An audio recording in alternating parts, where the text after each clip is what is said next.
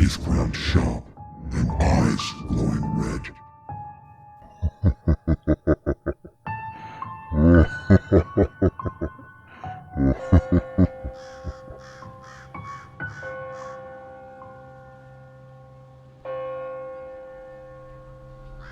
I was spending a Saturday night at an uncle's place. He was scheduled to fly to Japan on the following Sunday. He is staying in Yishun. My family members left for home and I was the only outsider left at my uncle's place. Well, it was a normal night, except for the fact that it was especially cold. I thought it was the rainy weather, but I was wrong. Before going to bed, my uncle gave me a small mini Quran. He told me to place it under the pillow. Being a small kid still, I obeyed without asking anything. Later that night, I couldn't sleep. I kept tossing on my bed, turning left and right. It was during this point when I was actually falling asleep, when I noticed something that I will never forget. At a corner of the room, the part where the walls meet the ceiling, I saw strands of long hair hanging down. There was no head at all, just hair. I heard nothing either. Being as gullible as I was, I went back to sleep. This is the first time I'm telling this story.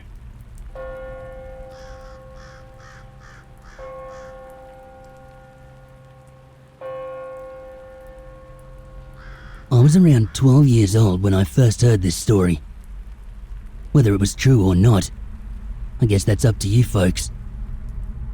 My uncle, upon buying a house in an old area at Boon Lay, he lived there with his family. He lived in the uppermost story. Late one night, while watching TV, his wife heard flapping sound from outside their kitchen. My uncle's theory was that the flapping sound could be from the birds, ones that have built their nests on the roof. Remember, they lived in the uppermost story. But then again, the flapping sound, it seems too loud and too strong to be a bird. To prove his theory right, my uncle went to the kitchen, and brave that he is, he rushed back to the living room. He told his wife that what he saw was a black figure trying to get into the house through the kitchen window, and the black figure had wings. After calling a Malay medicine man to clear the house, all seemed fine. However, weeks later, my uncle had to work until late in the night, leaving my auntie to sleep alone. One night, my auntie felt something tapping her head. Thinking that it was my uncle, she carried on sleeping. Later that morning, she was puzzled by the fact that my uncle was not yet home. Who could have been the one tapping her head? She clarifies things with my uncle when he gets back, and they manage to reason that maybe my auntie was just dreaming. However, the next night, the same thing happened. Someone tapping on her head. This time, instead of continuing her sleep, she opens her eyes. To her horror, it was the black figure, flying around above her. She fainted, right then and there. Again, a medicine man was called upon, and the house was cleared of evil. The medicine man then informed my uncle that the black figure was actually a guardian spirit, one which was attached to the previous owner of the house. The black figure was angry, as the previous owner had moved on without bringing him along, and now he is hungry. God knows what the previous owner had been feeding him.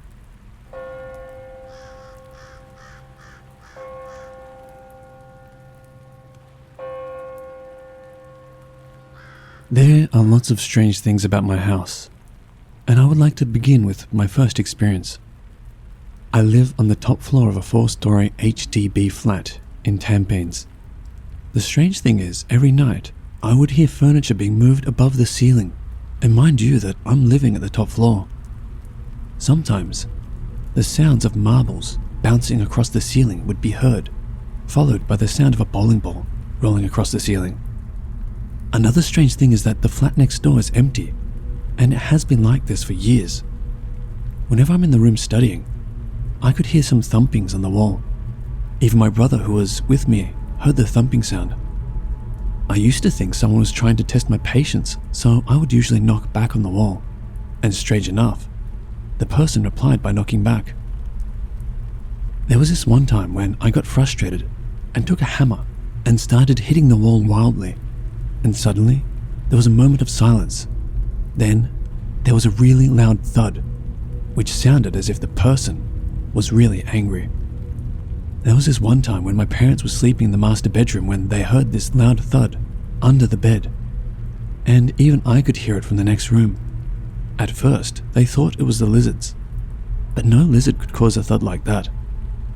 Recently, we could smell a weird but sweet fragrance across the house, and it usually happens at night. So one day, I decided to wait for the smell to float across the house again, and when I could smell it, I took note of the time. Now, every time at 9 p.m. sharp, the whole house is filled with that fragrance, and it's damn weird. I have no idea where it's coming from.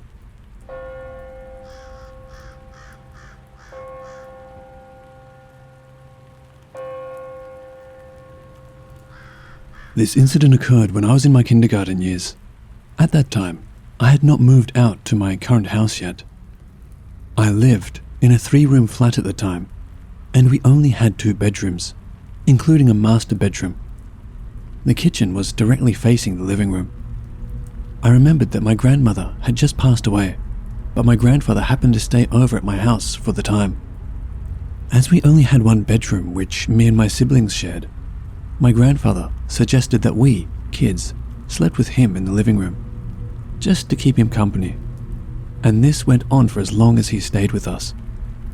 There was one particular night when my sister and I simply could not sleep, although the weather was very calm.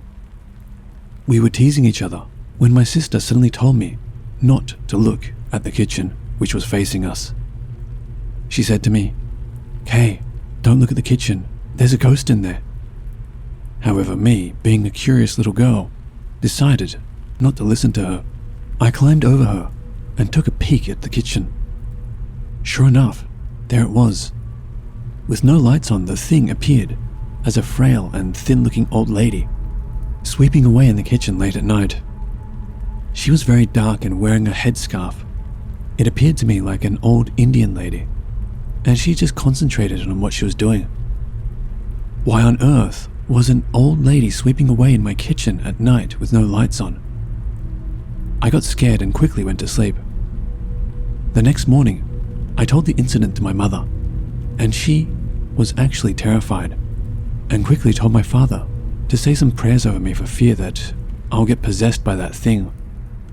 Up until this day, I still cannot figure out what or who that thing was. Was it my late grandmother? Or was it just another wandering spirit?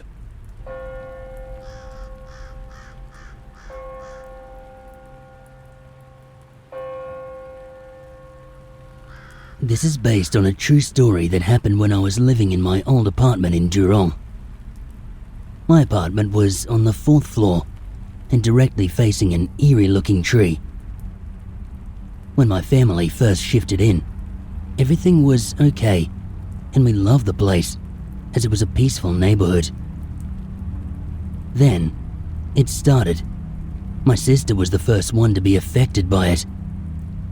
One night, while sleeping, she said that she felt someone waking her up.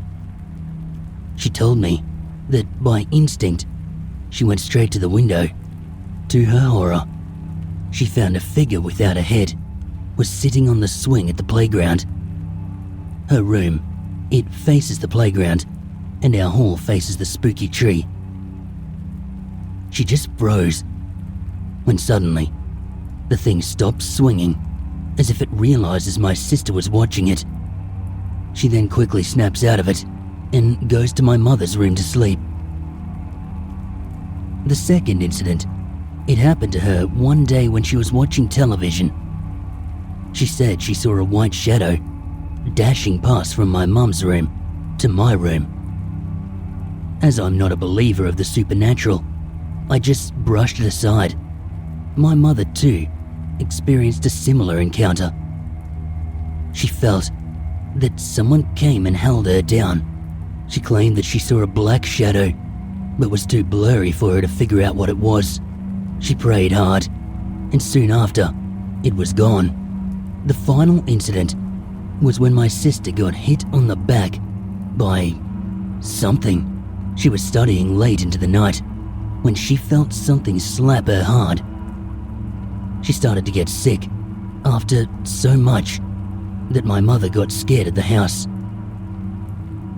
Soon after that, my father decided to move out from that place, and we shifted out of there. After a few months, I met my neighbor one day in downtown, and he told me something scary about the house.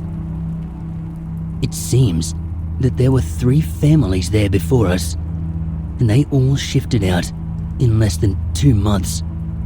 And the second family did all the renovations, but never shifted in. We were the longest ones to stay there, staying almost 2 years. I asked him why he had not told us, and he claimed that since we Indians were generally pious, he had a strong feeling that whatever lurked in that house must have gotten away. But I guess he felt it was not the case after I revealed to him our encounters.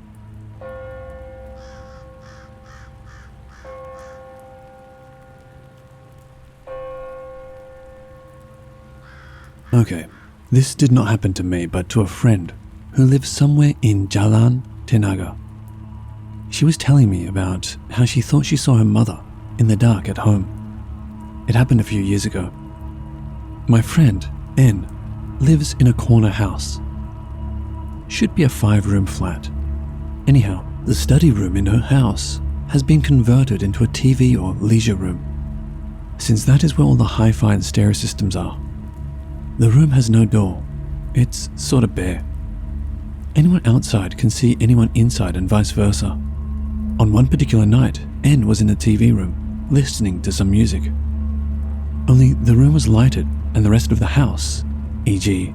the living room, kitchen, etc., were dark because the rest of the family were asleep. Well, she was listening to music when she suddenly realized that her mother was standing near the sofa in the living room, which was across from the TV room. The sofa was directly outside her mother's room, so N thought her mother just woke up from sleep to go to the kitchen. N called out for her mum. "Mum, if you go into the kitchen, can you please get me a glass of water?" Somehow, her mum didn't reply, and N wondered why. She was thinking, that's her mum right there in the red t-shirt, because her mum was wearing red on that day. But something struck N as weird. She couldn't see her mum's face properly in the dark, because 1, the only light that was there was from the TV room, and 2, somehow her mum was also wearing a black tudung. And why the heck would her mum be wearing a black tudung in the middle of the night? N then realized that it wasn't her mum standing there, but something else. And then it started walking towards her. N just uttered some verses from the Quran and closed her eyes. When she opened them, it wasn't there anymore, thank God. N attributed the incident to an earlier incident a couple of days before. She was walking on the path leading to her block, having returned from NCC, when she passed a couple of mango trees. She then heard someone calling her name, so she turned around, but there was no one there. N concluded that perhaps whatever had called her had probably followed her home.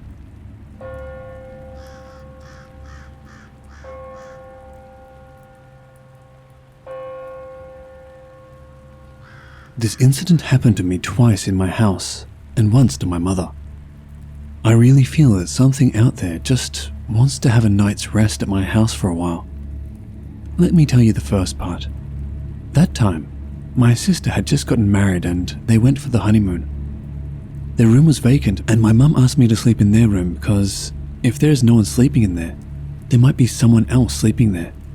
And true enough, that something out there slept with me in the same room. I sleep on the floor because I don't feel good sleeping on the double bed. It's near midnight and I couldn't sleep. I kept turning and turning around restlessly. Suddenly, I heard this loud snoring. I tell you the truth, it's very clear, and it couldn't be my brother who was sleeping in the room next door because the sound was on top of me. I mean, on the bed. I was in shock and tried to hear the sound properly, and the snoring sound was so hard. I quickly closed my eyes and covered myself with a blanket and prayed hard until the next morning. Then I told my mum, who did not believe me. The second time was in my own room, and that time it was only a few months after the first incident. And it was only me and my brother-in-law who was in the house. He was sitting outside in the living room, reading newspaper, and I was trying to get some sleep in my room. Suddenly I heard the snoring again, and this time, I'm very sure that it could not be my brother, and no one else was sleeping at the time. The sound was at my feet. I slowly curled myself up and covered myself with my blanket and prayed hard. The next morning again, I told my mum. This time, she had to believe me. The third time, my mum had heard it herself. My father was sleeping on the floor next to her, and suddenly she heard the snoring at her feet. She asked herself whether it was my father or not. She was sure it was not my father, and she quickly woke him up, but then the sound went away. The next day it's her turn to tell me, and I told her, "See, you should trust me more." From then on, she trusted me. Well, whatever the thing is, I hope it won't come again and disturb us.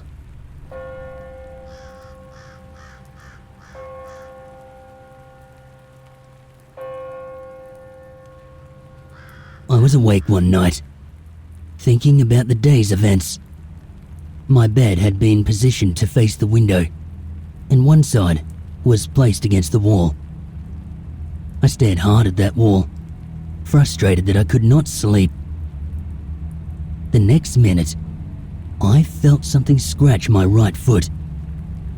A beetle, I thought, and I continued staring at that wall. I felt another scratch, this time on my left foot. All of a sudden, I felt someone take a step onto my bed. I felt the mattress depress under the weight of it. I called out my baby brother's name, thinking maybe it was him. It then hit me that no one had entered the room in the first place. I should know, because the door was right behind me. I don't know why, but I closed my eyes tightly. Anyway, I was beginning to freak out and got ready to bolt when I felt this immense pressure pushing down on me. I was paralyzed. I could not move a muscle, not even to shout. Boy, was I scared. All this time, I was facing the wall to my right. The next thing that happened gave me recurring nightmares. I felt this presence lying on top of me, and I could feel its head right beside my exposed neck. It was breathing heavily down on my neck. Hell, was I frightened. I started to scream verses in my mind, praying furiously all the Quranic verses that I'd memorized. But when I'd started to recite in my head one particular verse, the Surah Yasin, which I had memorized, I got stuck halfway. It was at that point I heard this thing laugh at me. Believe me, it was not funny. Its voice was very deep and sinister. It then said something to me, which sounded like muffles. I couldn't quite make it out. It was in another language, alien to me. I wished I was dreaming, but I could still hear my brother typing outside. I resumed praying, only more careful to pronounce the words. The pressure slowly lifted. Once I knew it was gone, I ran out of my room. True enough, my brother was outside, typing his report. I was dumbstruck. I couldn't utter a word. My brother asked me why I ran out of my room. He added that my face was frightfully pale. "You look like you've just seen a ghost," were his exact words. Easy for him to say. I crashed with my parents for the rest of the week after that incident. Well, I've moved to my new house now, also in Pasir Ris. And recently, I felt the presence again. Sometimes, I feel it as often as once a week. I don't know what it wants, or why it came back. But I've not told my parents, yet. I just pray that I will not be harmed by it.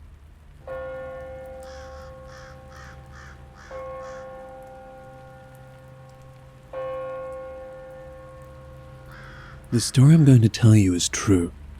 It happened at my previous house at Toa.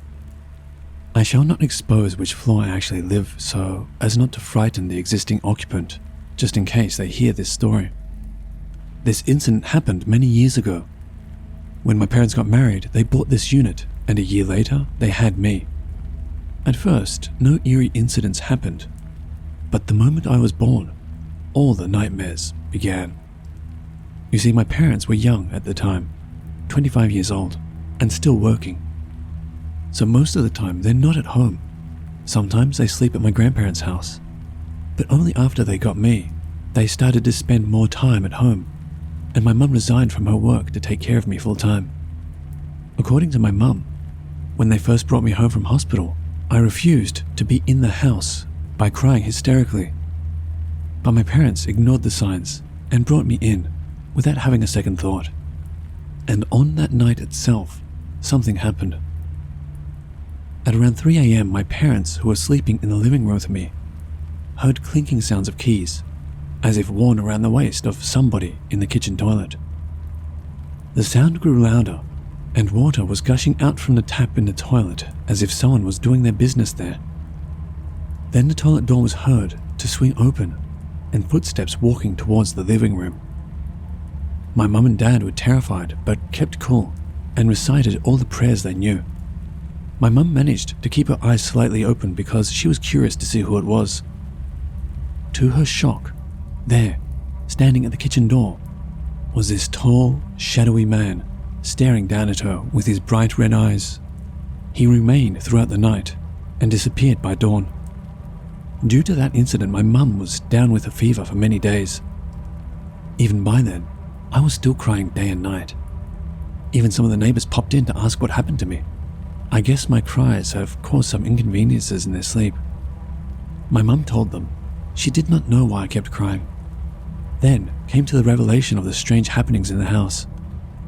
According to one of the neighbors, a Chinese family resided here, and the grandfather committed suicide by hanging himself in the room, which is my room. They moved out of that unit because one of the grandchildren actually saw their grandfather walking through the kitchen wall.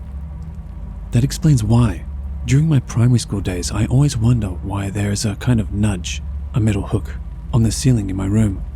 Come to think about it, maybe that is the place where he hanged himself. Well, this is not all. Wait till you hear what my dad encountered. One night, my mum and dad quarreled over some small matter. My mum got angry, picked me up and went to her parents' house, leaving my dad home alone. Everything was okay, up until it was about 12 midnight.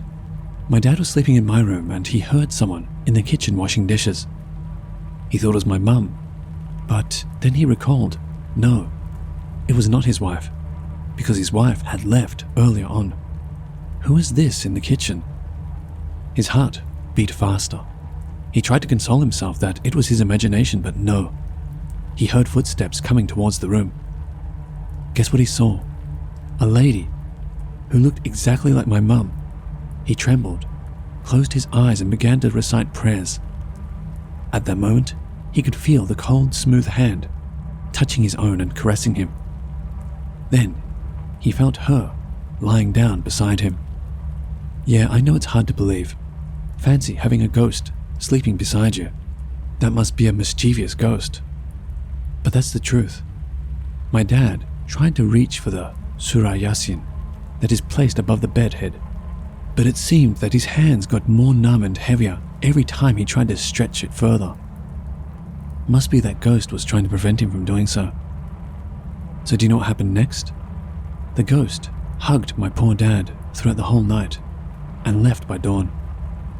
At the moment she left, my dad quickly rode on his bike to find my mum at his in-laws' house and told her the whole story. My mum laughed at him and even joked. Why didn't he make love to that ghost? But my dad was too shocked, so much so that he stayed dumb the whole day. Okay, so that was my dad's encounters. Now, here is my own encounter. There were always these 3 things that disturbed me throughout my 20 years living in that room. They practically happened every night without fail. 1. My bed will suddenly shake in the middle of the night. If I ever got brave enough to peep around, no one was ever around to shake the bed. 2. Oftentimes, both my legs would be cramped in the middle of the night. After reciting some prayers and rubbing the legs, the cramps soothed away. 3. The scratching sound at the aluminium window, as if done by sharp, long fingernails. Could it be the Pontianak? Only God knows. And there was only one incident that I could not possibly forget throughout my whole life. It is a nightmare that I had. One night I dreamt that I was being dragged by a very strong force from my bed to my room door. It seems so real because I'm sure that I feel that bed shaking again before being dragged down from the bed to the floor like a hostage. I tried to shout out for help, but my voice couldn't come out. I felt like I was choking and couldn't breathe. I recited all the prayers I knew, but still this fellow dragged me. I was in a state of giving up, but I tried again, this time by shouting, Allah, the greatest, the almighty 3 times. And that fellow dropped me so hard to the floor, exactly at my room door. I suddenly woke up from my dream and thank God I was still on my bed and not at the room door. I was so shaken up by the dream because it seemed so real and I could actually feel my backache that I slept with my parents for the next month. Although I have stayed for 20 years, surprisingly, I had only ever heard the Pontianak humming a song once directly outside my window, and that was enough to make my hair stand on end. Due to all of these unwanted incidents, my parents had actually consulted a bomber to cleanse the house. It is found out that the disturbance came from a ghost called Jurong, maybe the unrestful soul of that suicidal grandfather. Although the house has been cleansed and the ghost has been thrown to the nearby forest, that fellow still comes back to the house, except that he couldn't enter due to the protection. Well, funny but true, there's one time we found a few baby footings in black shade on the upper part of our front door, and in my room itself, at the aluminium window, there are 4 fingerprints, as if someone was trying to open the window from outside. Though we tried to clean it with detergent, it still can't be erased, so we paint over it. And throughout my stay there for 20 years, it was like hell. My parents always quarreled with each other, and they even came to the stage of divorce. Luckily, we were able to calm down and did more prayers together. This helped to improve the unexpected strange feelings surrounding the house. It's true that even when we're performing prayers, we can feel that something is watching us or surrounding us. We could no longer stand such things and finally agreed to buy this new house at Horgung and move out from that hell house. I've stayed at this Horgung house for nearly 3 years, and so far, no weird incident has happened. Except that I miss the shaking of the bed. You know, fancy living with it for 20 years and suddenly, it was just gone with the wind. And the best part? The occupant who took over the unit after we left is a Chinese family, and it happens to be my younger brother's primary schoolmate. Well, I wish them good luck. I hope nothing bad happens to them.